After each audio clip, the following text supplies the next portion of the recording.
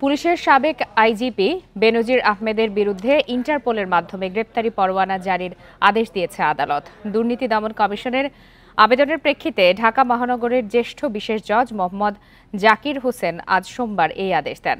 গত 15 ডিসেম্বর ৭৪ কোটি টাকার অবৈধ সম্পদ অর্জন ও সম্পদের তথ্য গোপনের অভিযোগে সাবেক আইজিপি বেনজির এবং তার স্ত্রী ও 2 মেয়ের বিরুদ্ধে আলাদা 4 মামলা করে দুদক।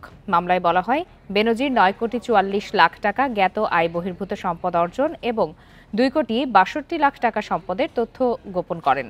তার স্ত্রী জিশান মির্জা 31 কোটি 69 লাখ টাকার জ্ঞাত আয় বহির্ভূত সম্পদ অর্জন এবং 16 কোটি 1 লাখ টাকার তথ্য গোপন করেন।